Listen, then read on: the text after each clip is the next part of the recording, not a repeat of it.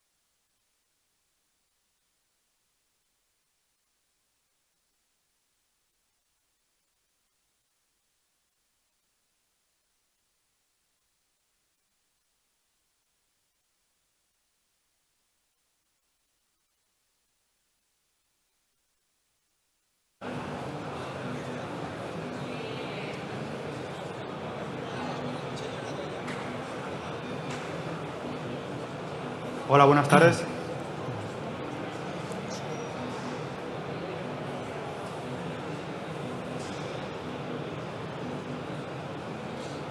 Buenas tardes. Estamos en la mesa redonda de la clau de mobilitat elèctrica, la mobilitat elèctrica de BAT. Estoy acompañado por Xavier Pons de Nissan, por Juan Alberto Pizarro de Schneider y por José Manuel Tejada, presidente del gremio CRM y de Instalaciones Tejada. Y bueno, vamos a darle una visión al tema de la movilidad, que creo que es la principal y fundamental. Bueno, como clau fundamental, yo diría que son las infraestructuras de recarga, son principalmente la pata principal donde descarga las claves de la movilidad. Y sobre todo, como protagonista principal, los instaladores eléctricos autorizados, por supuesto. Está claro de que en esta feria, en el FinTech, si algo podemos presumir es que somos instaladores y somos buenos. Y por eso estamos aquí.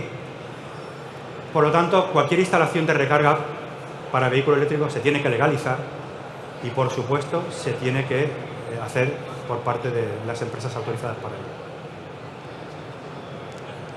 Podríamos empezar a hablar con instalaciones de recarga pues de potencia, de muy alta potencia, 3 megavatios, 1500 voltios, que sería muy fácil entrar aquí.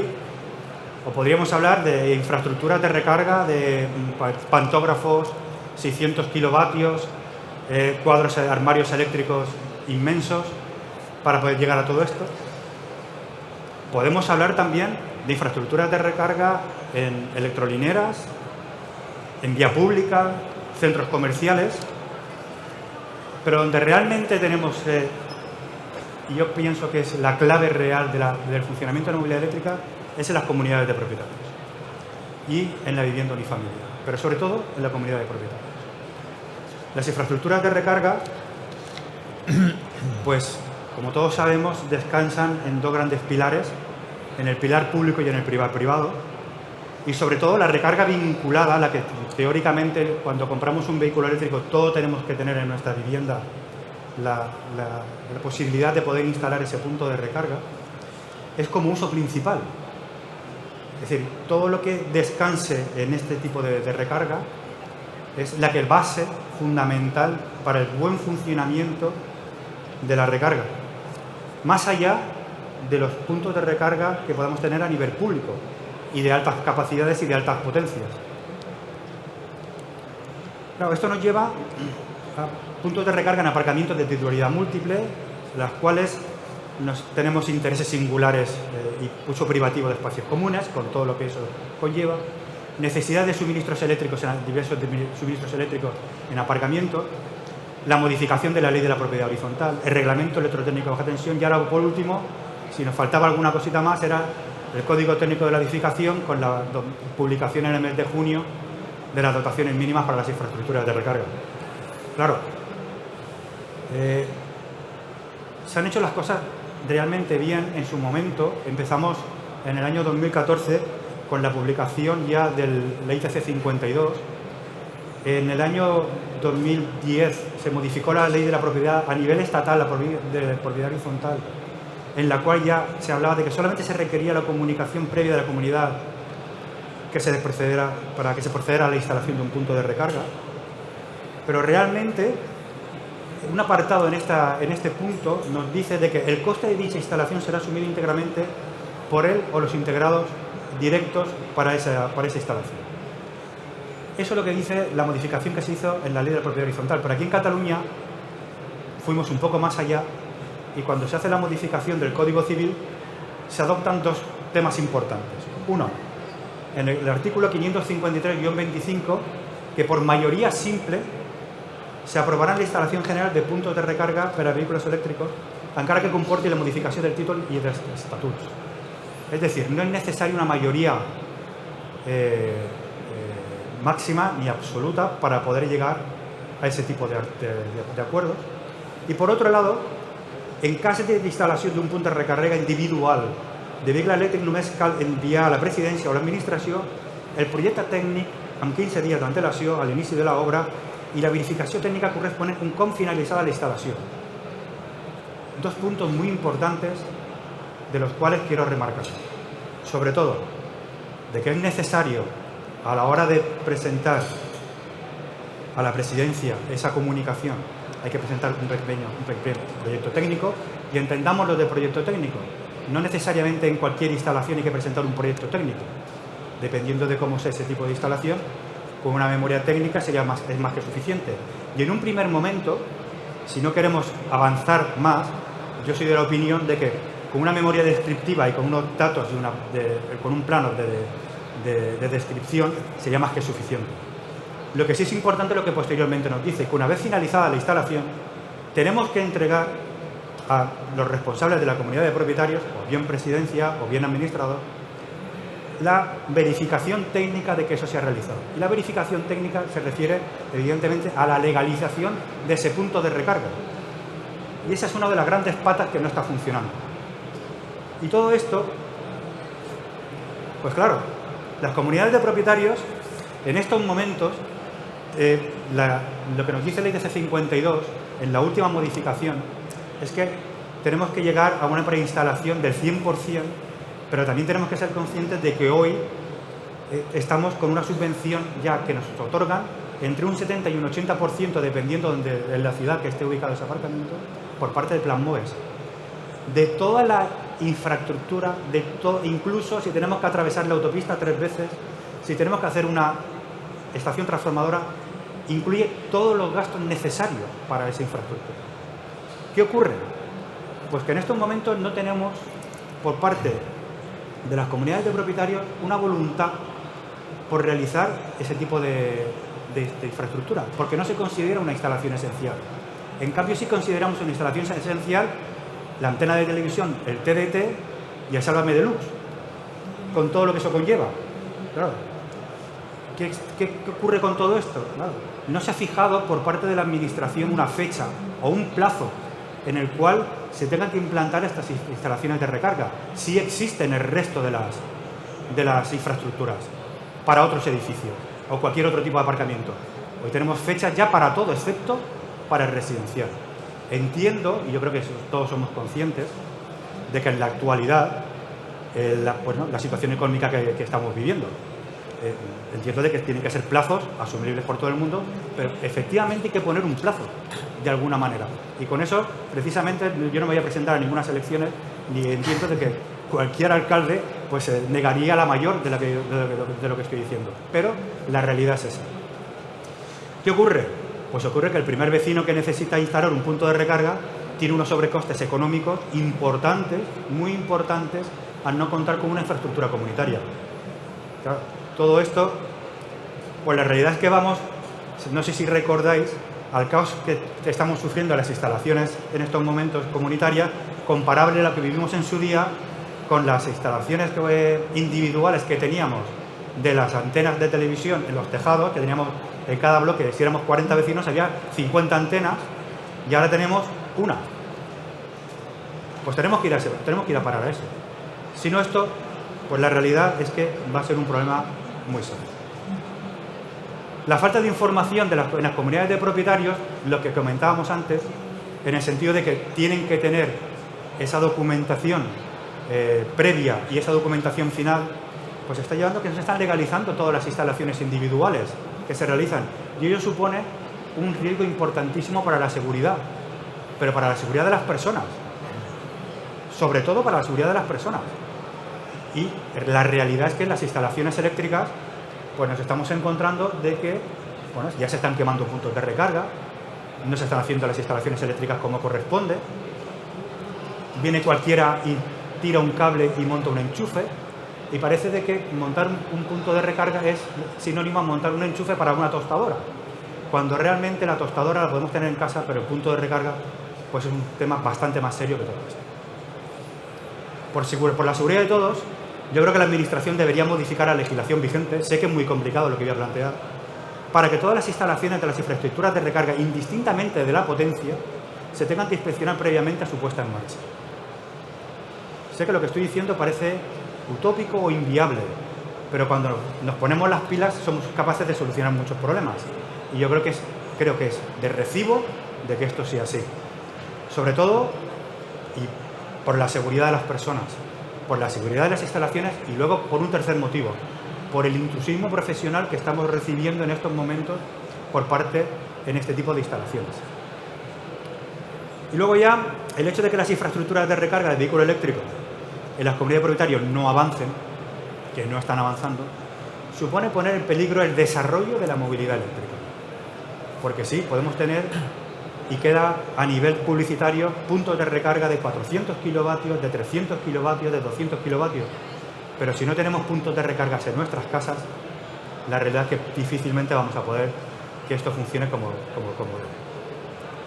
Bueno, pues hecha la introducción, vamos a empezar con el debate, si os parece. Vamos allá. Yo voy a lanzar una primera pregunta a todos, ¿vale? Para abrir un poco el fuego de todo esto. Y la recarga privada vinculada mayoritariamente como el uso principal para la recarga de nuestros vehículos eléctricos, en el caso de las comunidades de propietarios, ¿creéis que sería necesario fijar una fecha, plazo, lo que hablábamos hace un momento, para la implantación de las infraestructuras de recarga, para no impedir el desarrollo de la movilidad eléctrica? ¿Comienzas tú, Xavi, te parece? Sí. A ver, yo como representante de fabricante de automóviles, actualmente toda esta parte de regulación la tengo ahí tangencialmente y la sufrimos, pero me gustaría dar quizá una visión un poquito, digamos, más desde un lado y un poquito más, si no completa, sí que tocando otros ámbitos. Para que la movilidad eléctrica se desarrolle, y lo vemos en otros países, hace falta muchas cosas. Naturalmente, lo que hemos estado viendo hasta ahora, muchísimo. Problemas que encontramos, no nos esconderemos, el precio de los vehículos es el que es, el precio está ahí. ¿Qué necesitamos para que se adopte una movilidad que es algo más cara que la de combustión? Incentivos, tienen que funcionar los incentivos. ¿A día de hoy los incentivos funcionan? Bueno, tenemos altavoces que nos explican que hay incentivos, pero lo que no vemos es que realmente haya un dinamismo en la gestión de los mismos. Por tanto, hay cierta inseguridad con esos incentivos. Por otro lado, y ya he hecho antes mención al respecto, infraestructura de recarga pública. ¿Por qué es muy importante la infraestructura de recarga pública? Porque el conductor de combustión normalmente la analogía la hace con sus hábitos. Cuando estás conduciendo toda la vida un vehículo de combustión, lo que piensas es en que hay gasolineras, ¿no? Pues cuando piensas en irte a un vehículo eléctrico, yo la mayoría de conocidos, amigos que tengo, me dicen, pero si no hay puntos de recarga, ¿dónde vas vendiendo vehículos eléctricos, no? Entonces, verdaderamente lo que vemos es todavía muchas trabas a la implantación de infraestructura de recarga. Y ahí podemos señalar a los incentivos, podemos señalar a la regulación, podemos señalar a distribuidoras, ahí hay muchas pegas. Pero naturalmente lo que explicaba José antes es así, ¿no? La infraestructura de recarga del vehículo eléctrico, la clave de nuestro día a día, los que estamos acostumbrados a ir en vehículo eléctrico de una manera rutinaria, está en cargar en casa. Y cargar en casa, como bien ha explicado José, desde que tenemos el reglamento electrotécnico de baja tensión 52 desde el año 2014, pues se ha hecho algo más fácil. Lo que pasa que hay muchas casuísticas, ¿no? Encontramos desde personas que tienen la plaza alquilada, personas que están en una comunidad de propietarios en la que hay muchos impedimentos, ¿no? Una serie de casuísticas que no siempre son tan fáciles de resolver, ¿no?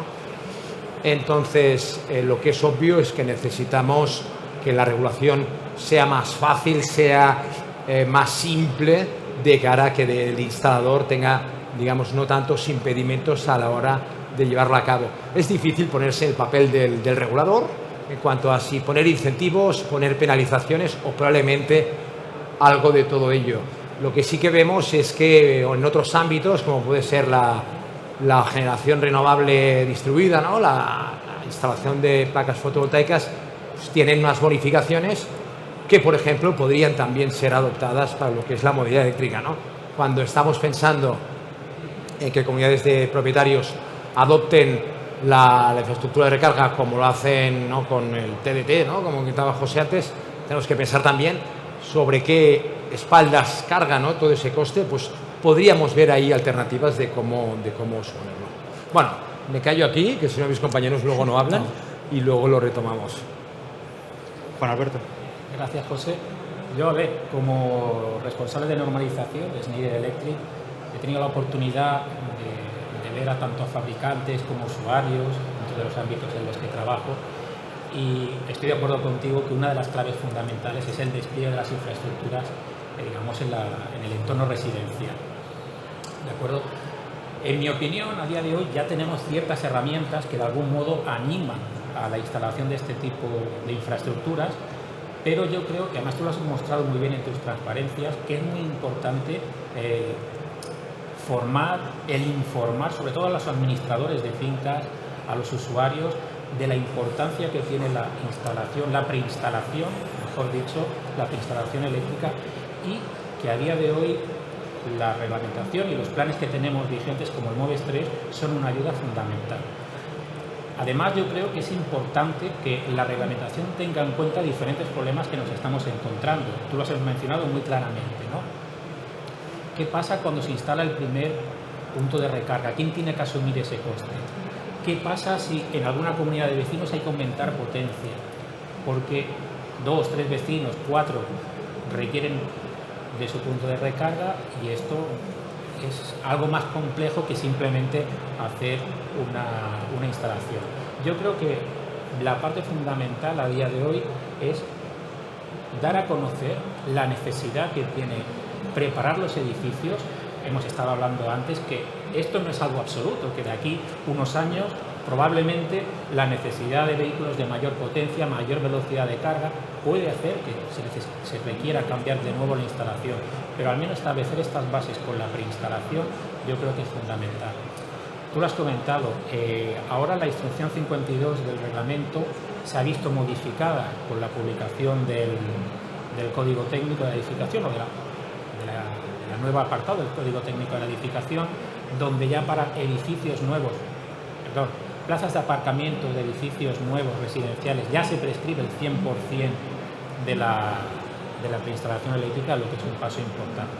Por lo que, en definitiva, yo creo, y un poquito como conclusión, yo creo que la reglamentación tiene que ser más clara, más visible, tiene que darse a conocer más, sobre todo a los administradores de fincas, que van a tener más contacto al final con los usuarios de los edificios que tienen sus plazas de aparcamiento, y contemplar aquellas situaciones que pueden suponer un freno, como he comentado, los costes, ¿no?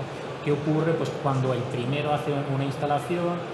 Ahora va a ser diferente, lo sabemos, se ha vuelto a modificar con esta modificación, y ahora cada uno va a tener que pagarse lo suyo, lo que va a suponer un lío cuando venga el segundo o el tercero y no sepa por dónde va a tirar los cables. En fin, en esos aspectos yo creo que se puede trabajar. José Manuel.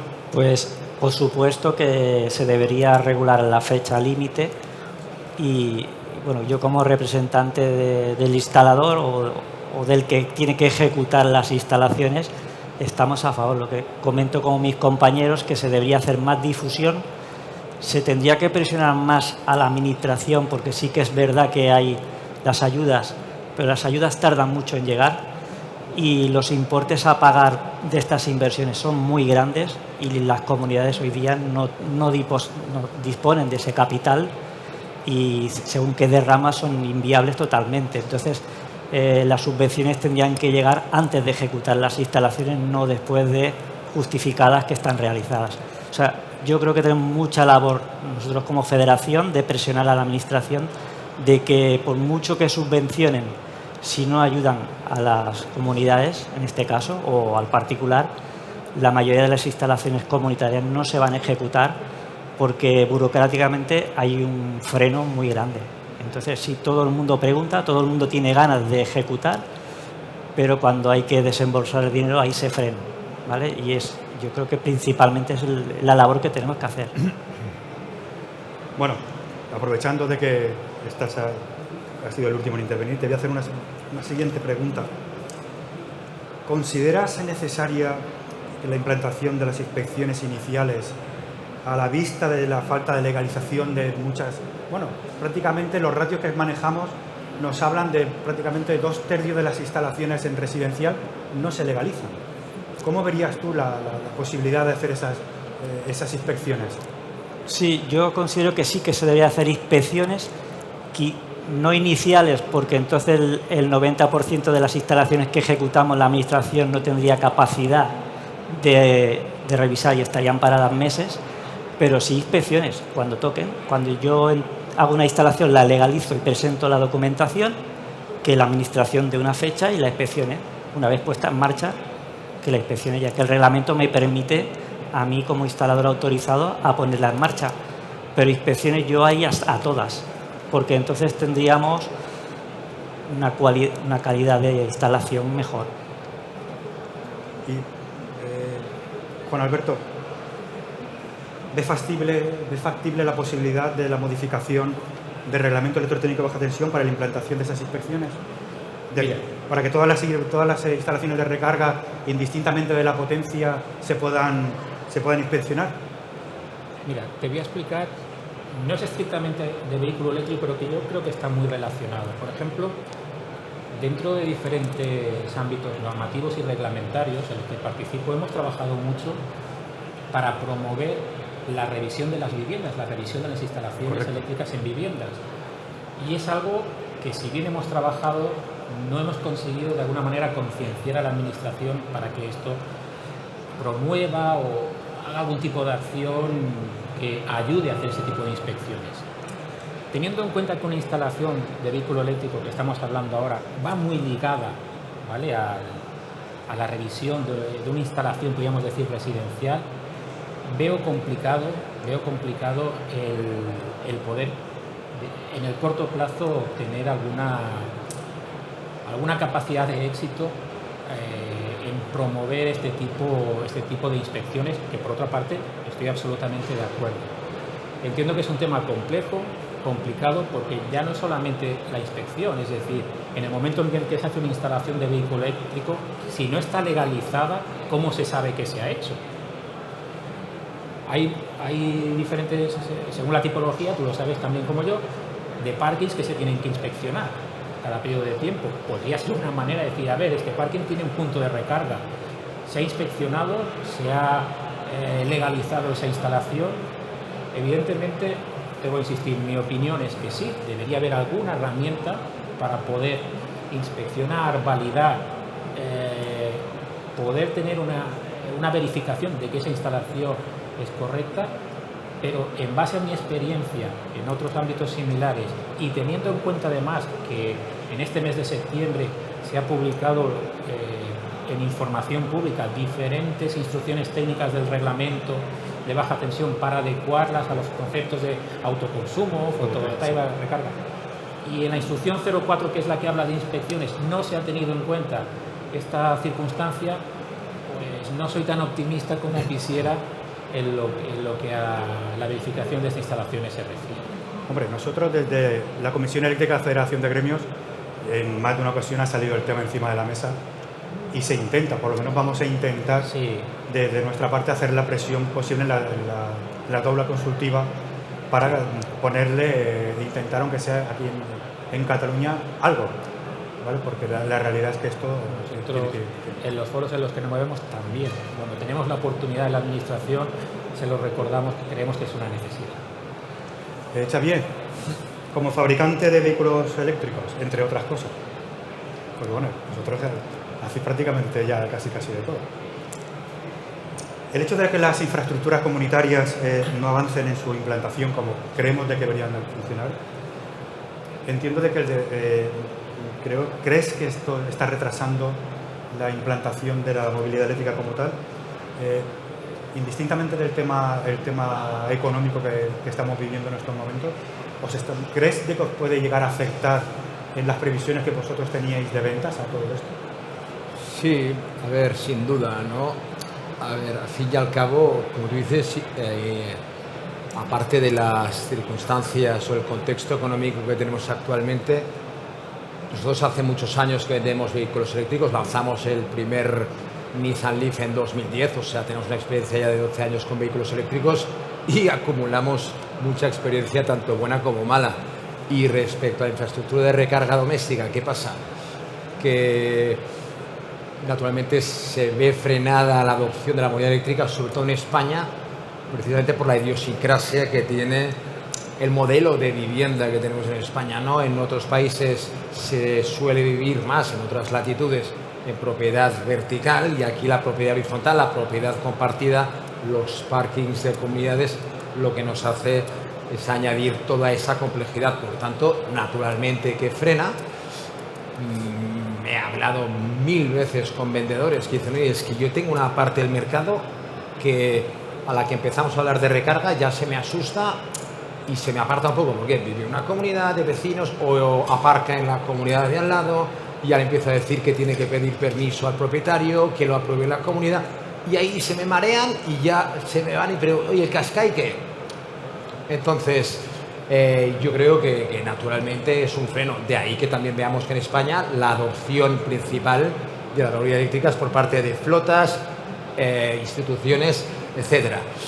Dicho eso, yo creo que a pesar de ese freno estamos avanzando.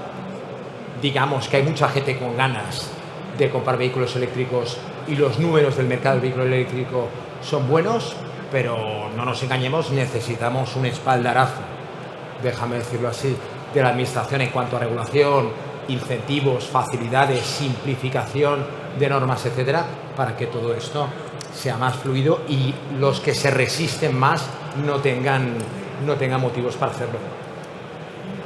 Bien, y ya otra pregunta más, Xavier, sobre todo sobre el tema de formación. Todos nos decir, imagino que vuestros departamentos de ventas, evidentemente, los formáis con el tema de... No vamos a entrar en detalles técnicos de la legislación ni le vais a hablar de la ITC 52, pero sí creemos, y sobre todo a nivel de concesionarios, que se debería formar, porque no hablo de vosotros en concreto, sino de las marcas en general. Si cuando te vas a comprar un coche, y entiendo que tengan que hacer su función de vender un coche, lo primero que dicen, no, es que usted el coche lo va a poder cargar como si cargara el móvil en su casa. Claro, y ahí ya la hemos liado, ya tenemos el pollo montado. Claro, la realidad es, vosotros realmente le dais formación a esta gente, pero perdóname la ironía que le estoy poniendo al asunto. Sí. Pero la realidad, ¿les dais formación? O, es decir, ¿sabes qué? Oye, chaval, que hay que sacar 400 Qashqais, vamos a quitárnoslos de en medio y vamos a tirar por aquí. A ver, José, claro, aquí hay que entender la figura que toma el instalador y la figura que tiene el vendedor. Naturalmente, los objetivos que persiguen unos y otros es distinto. Ambas figuras son necesarias. Necesitamos el instalador, que es una figura que con su rigor, ¿no?, lo que consigue es que tengamos una instalación segura, etcétera, etcétera. Pero en el mercado nos encontramos un público que cada vez entiende más la movilidad eléctrica, cada vez tiene más, perdonad el vocablo en inglés, más inputs, ¿no?, más influjos de gente que conoce la movilidad eléctrica y que por tanto no le queda tan lejos como hace unos años, pero hay muchas resistencias. Entonces es natural que nuestros vendedores intenten hacer analogías que simplifiquen el concepto para alguien, ¿no? De tal manera que diga, oye, que esto de cambiarte la movilidad eléctrica, tú sigues siendo con un vehículo que lleva volante, que corre lo mismo, que funciona, y que a la hora de recargar, aunque no vayas a una gasolinera, lo haces de una manera que incluso puede llegar a ser más cómoda para ti. Pues sí, tiene ese papel el vendedor y es lo que tiene que hacer, ¿no? Ser un poco más asertivo, si me lo permitís, ¿no?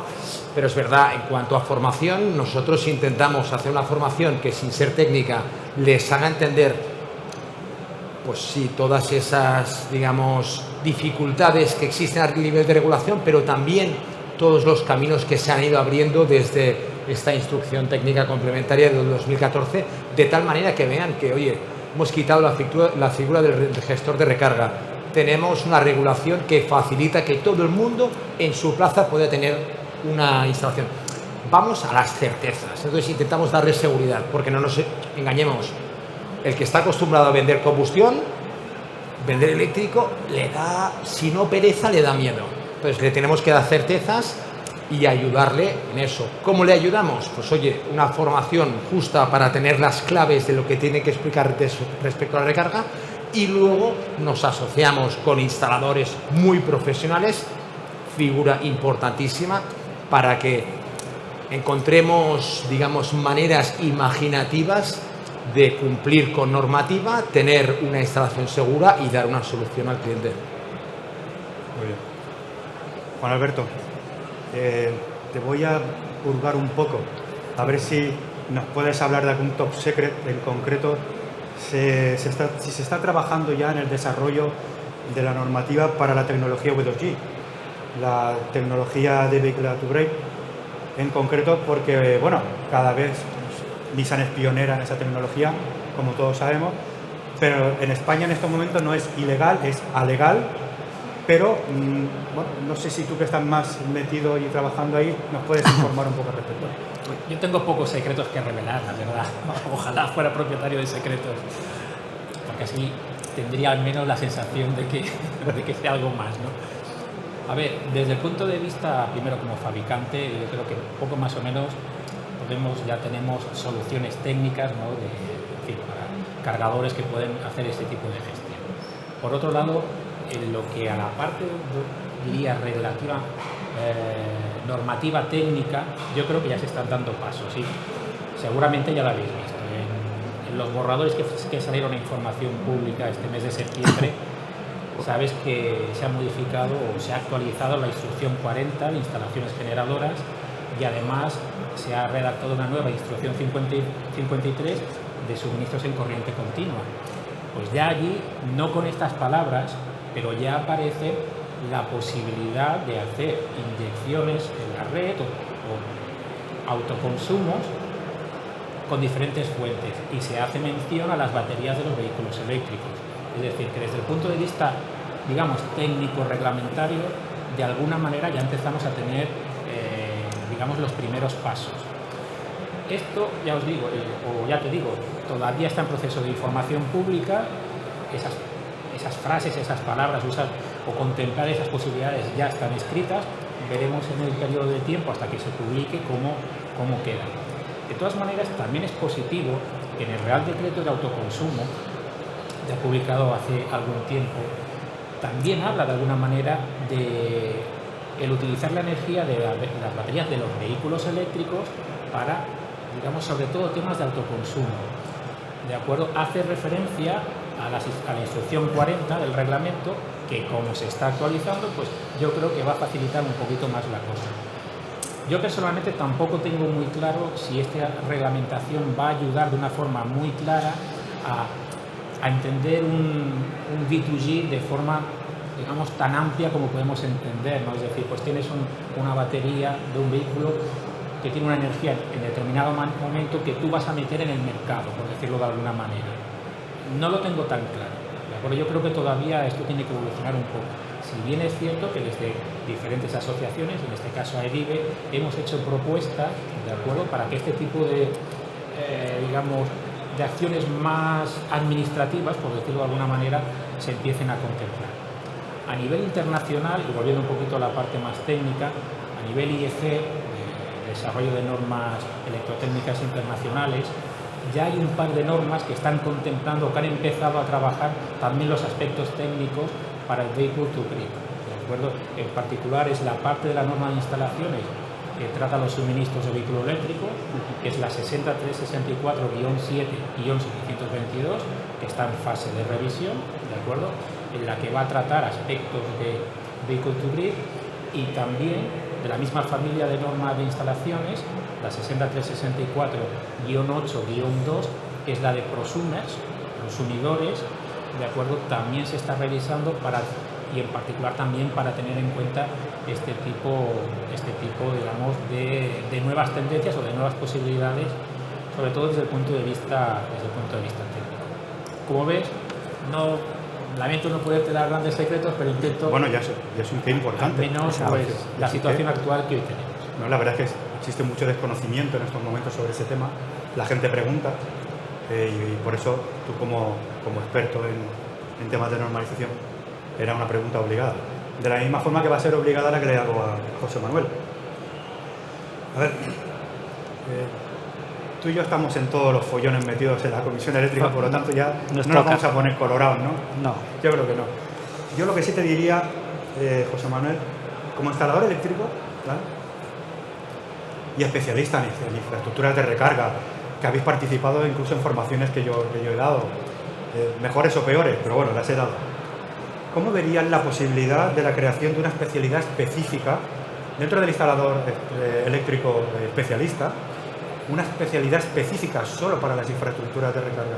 ¿Crees que tendría, pues claro, hablamos de la infraestructura de recarga y hablamos de potencia eléctrica, de protección y tal, pero hay una parte muy importante que es la gran olvidada de las infraestructuras de recarga, que son las comunicaciones. Cada día más son importantísimas las comunicaciones y cómo poder gestionar todos esos temas. ¿Cómo lo verías? ¿Qué te parece? Sí, yo creo que el currículum de formación debería ampliarse cada vez más. Lo que sí que es verdad, lo que no haría es que fuese un subcarnet del especialista, no regular más para que pongamos barreras a que el instalador no estudie, porque ya sabemos el nivel que tenemos de instaladores, que contra más trabas le ponemos a nivel de formación, menos se hace. Pero sí que extender el currículum, porque igual que en la fotovoltaica es un sector que cada vez se amplía más, es más complejo y hay que tener más conocimientos porque evoluciona a un ritmo que es imparable, ¿no? Y sí, habría que ampliarlo y hacer formaciones muy específicas de lo que es el plan. Bueno, lo que sí puedo decir es que desde la Federación de Gremios estamos ya rehaciendo el curso que venimos dando desde hace ya unos años, de 25 horas, lo vamos a ampliar a 32 horas para dar esa formación. Incluso se está barajando la posibilidad de hacer un nivel 1 y nivel 2, por decirlo de alguna manera, y tenemos encima de la mesa toda una serie de propuestas que vamos a ver si antes de que acabe el año podemos tener ya soluciones reales al respecto. Creo que nos queda un poquito de tiempo antes de dar paso a nuestro público. Me gustaría, a Xavier, con vosotros como pioneros en todo el sistema de V2G, ahora con los nuevos modelos, el Arilla y las furgonetas nuevas, las Sunstar, ¿este concepto sigue igual? ¿O es ya un tema de que tenemos que abaratar y esto no es posible? Porque sí, el Nissan Leaf ha sido, para las generaciones, ahora lo queréis jubilar, ha sido un referente para todos estos temas. Casos como Fukushima en su momento, o en otras situaciones que ha habido de tener que echar mano de todas esas situaciones. Esta no me la habías dicho, esta pregunta. A ver, como tú dices, el V2G lo desarrollamos a raíz del accidente en Fukushima en 2011. ¿No? El gobierno de Japón nos pidió colaboración para desarrollar una tecnología que nos permitiera hacer de la batería de ese vehículo de backup, ¿no? Bueno, durante todos estos años se han hecho muchos pilotos en distintos países donde la regulación ha avanzado mucho más, quizá también conducido por por unas renovables mucho más implantadas, es el caso de Dinamarca, ¿no? Que tiene una eólica muy desarrollada, entonces una red más inestable, por tanto, esta tecnología puede ayudar a dar estabilidad, ¿no? A esta frecuencia de red.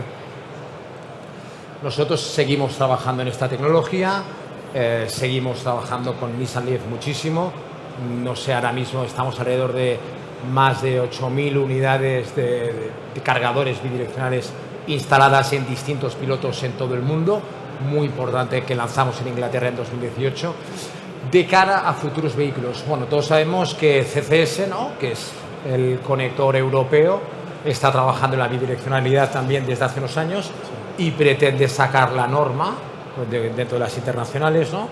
Pues creo que hablan de 2024-2025. Naturalmente nosotros estamos ahí en la carrera, digamos, porque la herencia que traemos es muy buena, en tanto a que ya somos capaces de gestionar flotas de vehículos que aporten, veamos, ese valor al mercado, ¿no? O ese valor a una red concreta en un nodo concreto, ¿no? Entonces, mi respuesta, sí, seguimos para Arilla, para Townstar, para todos los vehículos que vengan a continuación, querremos estar ahí precisamente por la herencia que ya traemos. Perfecto. Pues si os parece, vamos a abrir el turno de preguntas del público. Bueno, aquí estamos. Vosotros diréis, ¿o seguimos hablando nosotros? ¿O alguno plantea alguna pregunta? Pues mira, José, ya que tengo a Xavi aquí al lado, Adelante. un tema que como usuario pues me puede preocupar, ¿no? Que es, cuando hablamos del vehicle to grid, el uso de la batería de tu coche para suministrar energía en estos casos, ¿cómo está? Porque el miedo que un usuario puede tener es decir, ¿cómo voy a utilizar mi batería? ¿Cómo voy a utilizar mi batería para que se me degrade? Sí. ¿Cómo tenemos el nivel tecnológico de las baterías? A ver, es verdad que ahí la tecnología a día de hoy de los vehículos eléctricos, las baterías, lo que encontramos normalmente son, ¿no?, tecnología de iones de litio. Pues lo que hemos visto es una tecnología que ha avanzado mucho desde que lanzamos los primeros hace más de 10 años. Se van incorporando nuevos componentes en ánodos y cátodos para que la degradación no sea tan acusada como era antes, y esto nos ha ayudado mucho a que el deterioro cada vez sea menos, si no perceptible, digamos que lo es al cabo de muchos más años, ¿no? Dicho esto, el V2G, lo que nosotros hacemos para darle el OK a un fabricante para comercializar junto a nosotros un equipo de V2G es asegurarnos que el perfil que utiliza o el patrón de recarga siempre está dentro del rango de seguridad de la batería, siempre entre ese 20 y 60% que le llaman el sweet spot, dicen en inglés, ¿no? El punto dulce de la batería, donde el ciclado no es acusado y por tanto ese deterioro es casi imperceptible. Muchas gracias. ¿Alguna pregunta por aquí?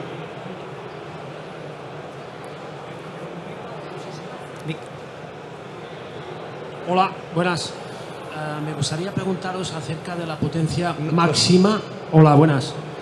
Acerca de la potencia máxima que puede cargar un vehículo eléctrico, eso por una parte, y luego a nivel de protecciones de sobretensiones para transitorias de tipo 1, a ver qué. Me parece que de cara al año que viene, la normativa, la ITC 23, va a obligar a instalar estas protecciones. A ver cómo lo veis, si pudieseis explicarme esto. Gracias. Cualquiera de vosotros. Yo puedo empezar por el tema de las sobretensiones. De las sobretensiones.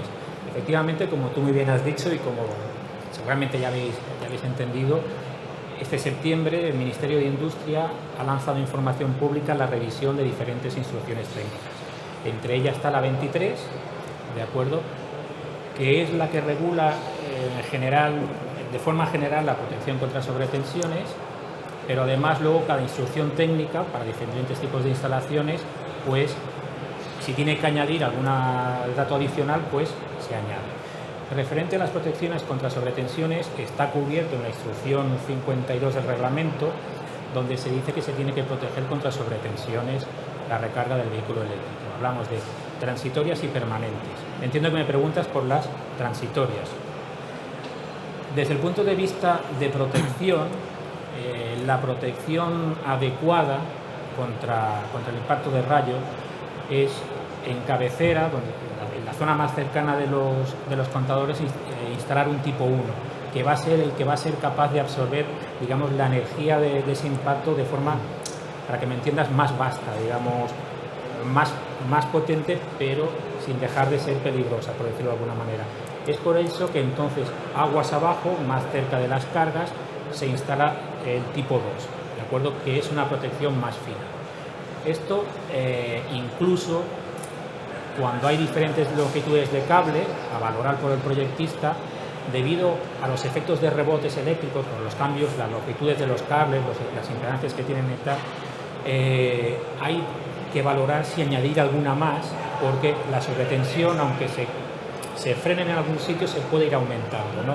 Y eso es el proyectista, acompañado en la mayoría de casos por las instrucciones del fabricante, para tener una instalación de forma segura, ¿vale? Protegida de forma segura contra este tipo de circunstancias. Esto sigue igual en el reglamento. Como se ha hecho esta modificación o se está haciendo esta propuesta, instalaciones generadoras, instalaciones de enlace, pues se ha puesto de forma un poquito más clara. Hasta el día de hoy, por ejemplo, las protecciones contra sobretensiones en la instrucción 23 estaban cubiertas de una forma, no quiero decir ambigua, pero no muy clara, ¿no? Porque de alguna manera había que tener en cuenta el riesgo eléctrico. Por otro lado, ya había compañías eléctricas que en sus instrucciones técnicas las prescribían como obligatorias. Ahora esto se ha solucionado o se ha simplificado de manera que cualquier instalación va a requerir protecciones contra sobretensiones transitorias en este caso y también permanentes.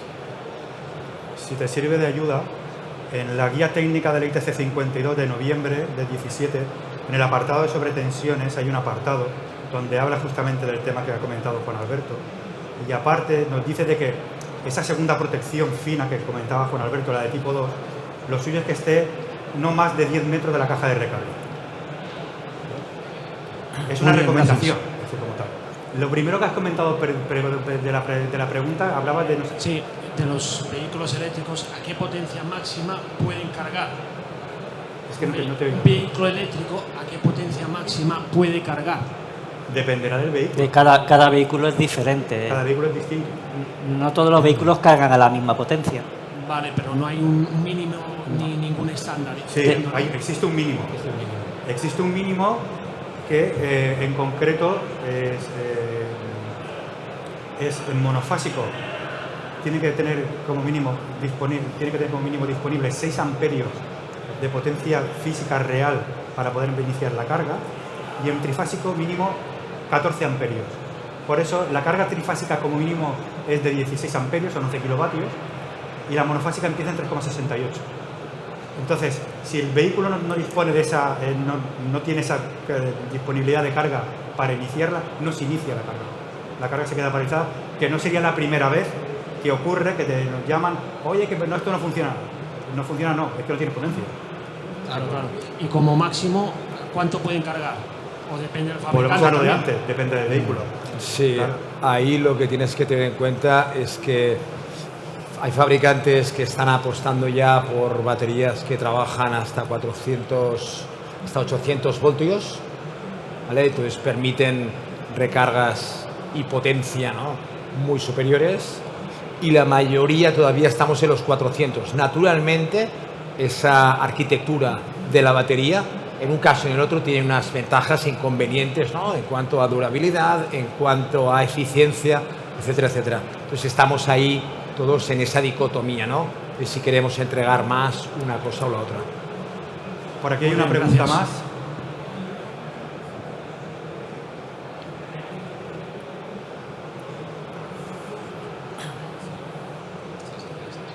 Sí, buenas tardes.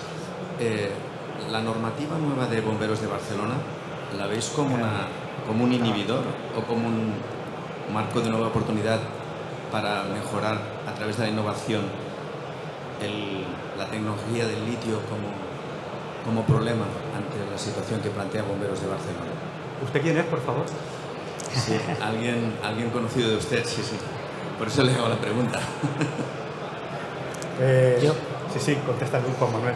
A ver, yo como representante de los instaladores tengo que decir que toda la normativa o guía técnica que sale al mercado siempre es como una oportunidad, la tenemos que coger como una oportunidad.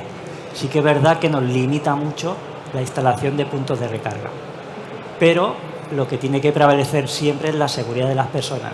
Entonces, cualquier guía técnica que haga bomberos o cualquier administración está pensando en la seguridad de las personas y tenemos que acatarla y hacerla nuestra y ponerla en marcha.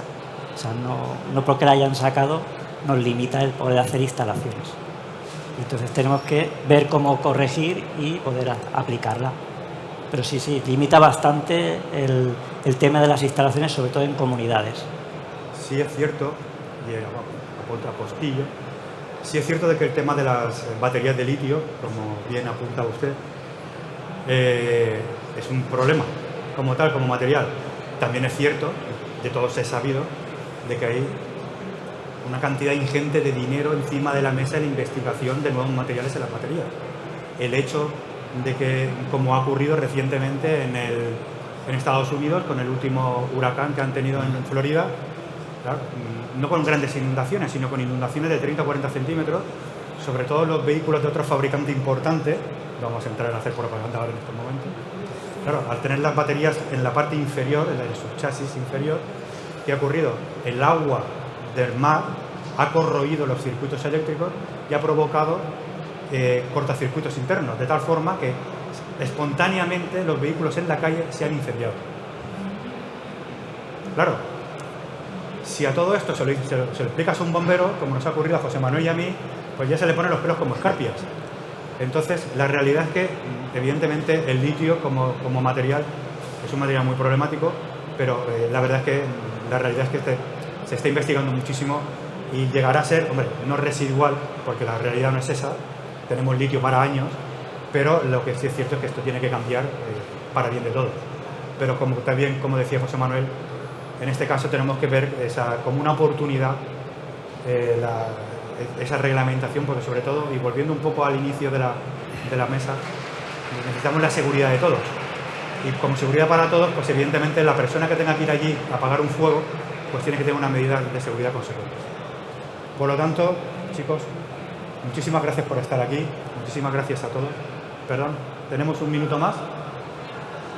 ¿Sí? Una última pregunta, entonces. Buenas tardes, gracias por el tiempo. Una pregunta muy rápida. ¿Hacia dónde tiende la normativa actual respecto a la sugerencia de algunas compañías aseguradoras de proteger a nivel de contraincendios los puntos de carga de los vehículos eléctricos? ¿Contestas tú, contesto yo, contestáis vosotros? Es claro. ¿Las compañías de seguros no? A ver, las compañías de seguros pueden decir muchísimas cosas. Mientras no tengamos una reglamentación específica, a partir de ahí, vuelvo, por ejemplo, al caso de sobretensiones anterior. Las sobretensiones empezó siendo una normativa que apareció como una recomendación en el año 2002, con la modificación del reglamento del año 2002. Le hicieron propia en la normativa, en las normas particulares, toda una serie de compañías distribuidoras. Y en este caso, el hecho de que estás comentando, la realidad es que hasta que no existe una normativa a nivel general de bomberos, estamos hablando de que la ficha técnica es Bomberos de Barcelona. Sí es cierto de que esto, y lo sabemos, va a sufrir efecto contagio a otras administraciones y a otros puntos. La realidad es que en otros países de Europa existe como tal. Se montan puntos de recarga y no hay ningún tipo de problema. Que acabarán siendo también las compañías de seguros, claro, tienen que hacer valer sus sistemas. Es una herramienta para ellos para poder asegurar los conceptos que ellos crean convenientes. Yo, más que tirar por el tema de bomberos en estos momentos hasta que se implante más esta normativa aquí, le diría a las compañías de seguro que lo que tienen que hacer es solicitar las legalizaciones de esos puntos de recarga que están asegurando, teóricamente. Que probablemente sería otro punto importante. ¿Algo más? Pues me comunican de que estamos sin tiempo. Estamos fuera. Vuelvo a repetir, muchísimas gracias a todos y a vosotros por venir. Muchas gracias. Buenas tardes. Muchas gracias.